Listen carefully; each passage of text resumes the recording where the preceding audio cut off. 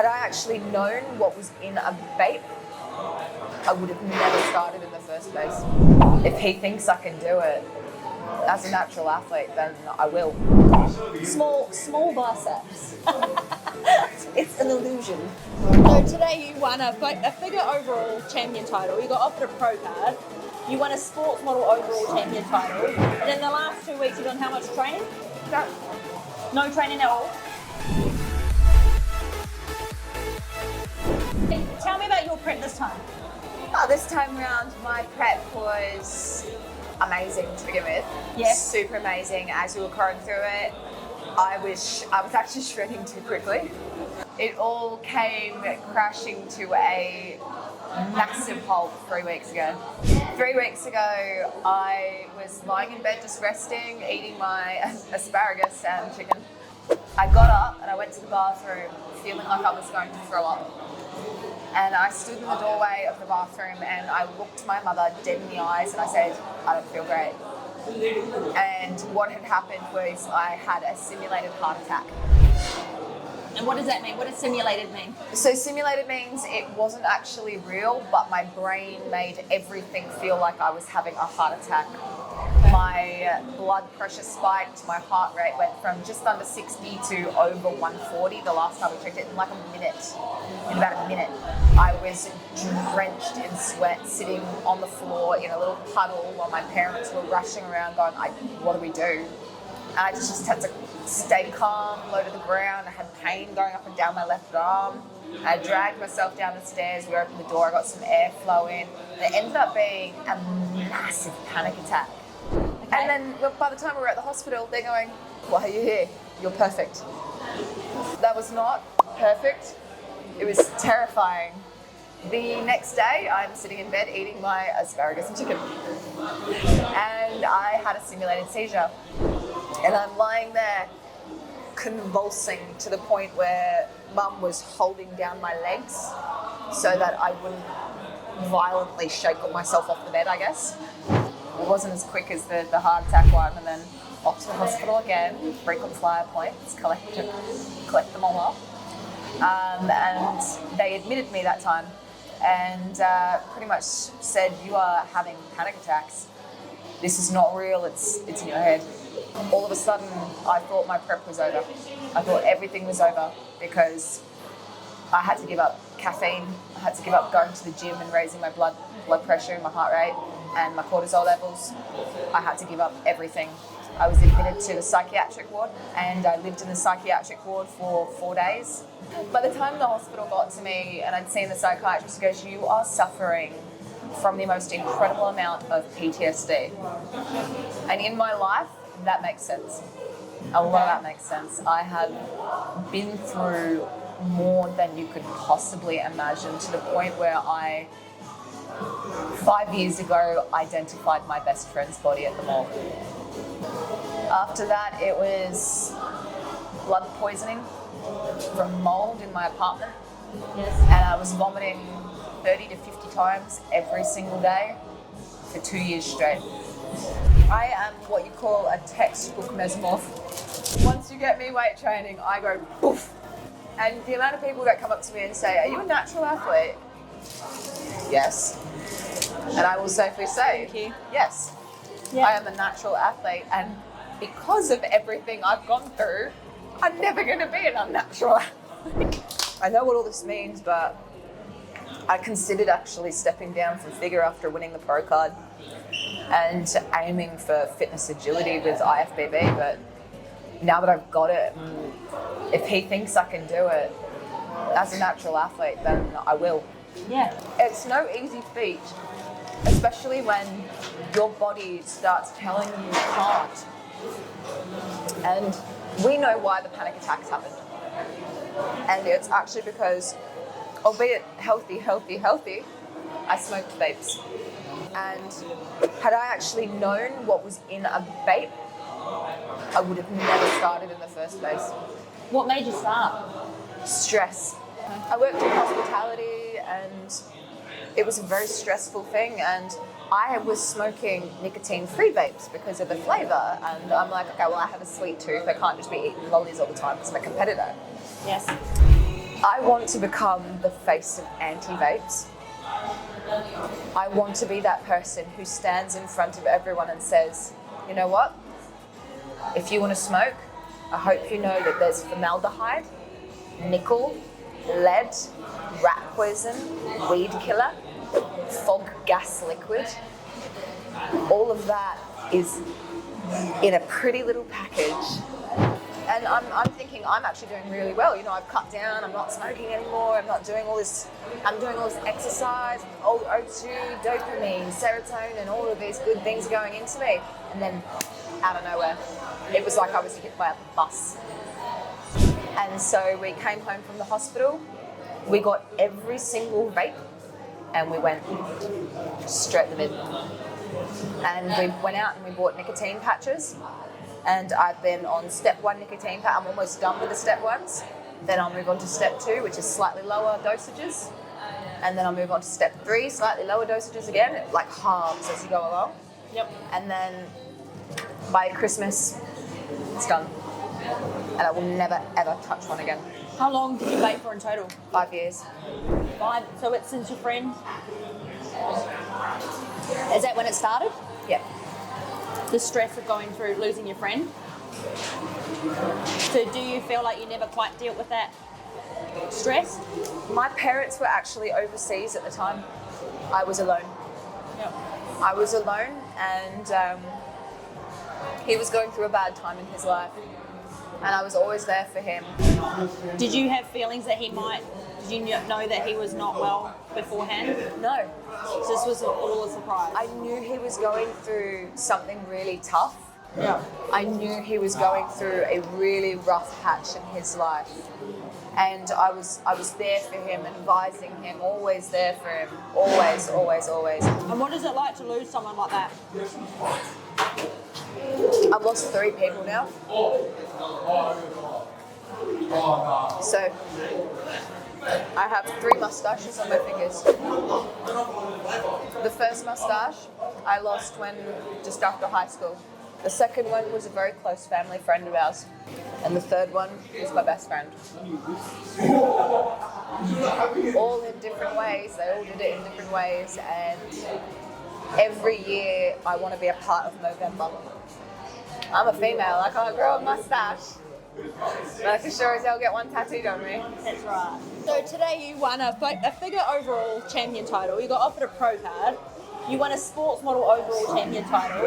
And in the last 2 weeks you've done how much training? No training at all. You've had no supplements. You've hardly even been able to eat food. So how did you even manage to do that today? In the hospital, I ate the equivalency in 4 days of a ham and cheese sandwich a day and apple juice. When I got out of the hospital, it was, all right, game time. Probiotics, prebiotics. Let's help my gut. If you think about it logically, if you've got a healthy gut, you've got a healthy mind. I got a gut feeling. It's like a sucker punch to the gut. I've got butterflies in my stomach. All of our nervous system is connected by one giant nerve that connects straight to your stomach. If you've got an unhealthy stomach, then you've got an unhealthy mind. And so I started straight away with healing my stomach. Apple juice has been my best friend. I drink 2 apple juices a day. I've been eating almost like the healthy version of Doritos. I get a bowl of those a day. I've been eating 50 grams of chicken per meal, and what I'm assuming is about 100 grams of sweet potato, maybe a little bit less, twice a day, and rice cakes and ham. So then, all right, tell me, you've been through all that trauma, all that stress, you've been through panic attacks, you haven't been able to train, you haven't been able to have your supplements or eat food or basically do anything that a bodybuilder wants to do. Why do you keep competing? It's not a hard thing for me to think of. I'm just making a pause for dramatic effect. For the sheer love of the sport. I I entered 3 categories in Galaxy. I entered 3 categories in Vengeance. I entered 3 categories this time, not because I'm a trophy hunter, not because I think I'm better than everyone else, but for the sheer love of being on the stage.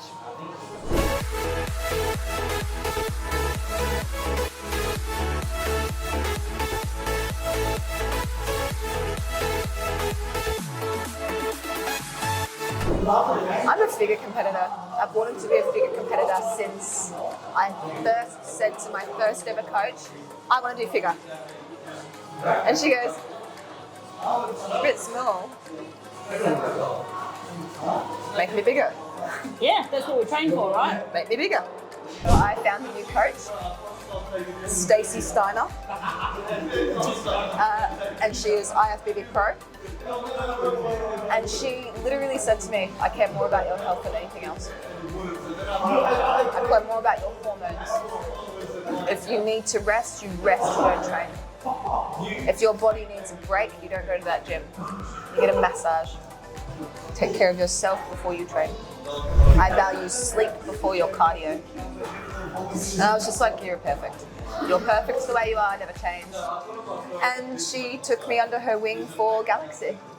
And that is where we began with our coaching with her. And then you started winning everything.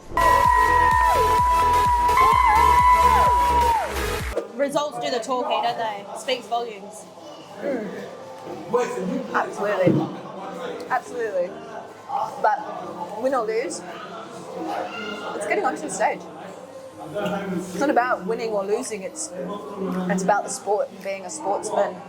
And you would have seen it at Galaxy. When Dee's crown fell off, I rushed in to help her put her crown back on, put it back on for her. At Vengeance, you know, the girl that went up against me in Glamour, she was shaking like a leaf, so I held her hand on stage. Today, my darling Rachel, she was so scared, she was so nervous walking out to that stage, so I held her hand. She stood next to me and I held her hand. It's like, you are doing amazing, baby, you're doing amazing, you keep going. You're doing so well. And that's a good sports person, supporting people. Even though you are there to compete against each other, you can do it with dignity, can't you? What do you think we need to do to get more women in bodybuilding? Figure in particular, what do you think we need? I think we need to crush the illusion. Crush this massive illusion that muscle on women is not attractive. I've spoken to countless women who think that, oh, if I train weights, I'm going to look like a man. And, small biceps. It's an illusion. I look big to the average Joe, but when you look at my scales, I'm 57 kilos. Exactly. I'm little. What do you have that's going to get you through now? What's going to get you through? I've got a gigantic support network. Gigantic. I've got you. I've got my mom. I've got my dad. My whole family is behind me. And I'll be honest, there's nothing anyone can do for you. When you quit vaping, you're on nicotine patches. That's going to help you. Nicotine patches will help you. Medications that the doctor's giving you, they will help you. But at the end of the day, I was told, you're either going to learn to surf or you're going to drown. And I'm continuing to ride the wave. And I'm going to keep riding the wave until I'm completely normal. Stay focused. The thing that I need, and the thing that, unfortunately, with ADHD for me, is being devoid of control. I like to be in control. Yes. I control the stage. When I walk out on the stage, I am in control. The way I pose, the way I walk with confidence. I lost that control 3 weeks ago. My body lost control, and I didn't know how to control it. I couldn't control it. I've taken up books on anxiety, books on ADHD, and now I'm really learning more about the human brain, and I've actually made a conscious choice to potentially next year take up medical science and study medical science. After all of this, I've thought about it, and I have thrown up looking into studying medical science because I want to help people. I want to be a role model. Yeah. And my first step is obviously in this sport to be a role model for future competitors and for people to realise that you don't need to pump yourself full of steroids and drugs and things that you think are going to help you to get to where you need to be. What advice would you give to a competitor? Somebody who wants to get into figure but is scared, or bodybuilding, any category. What would you say? Don't give up.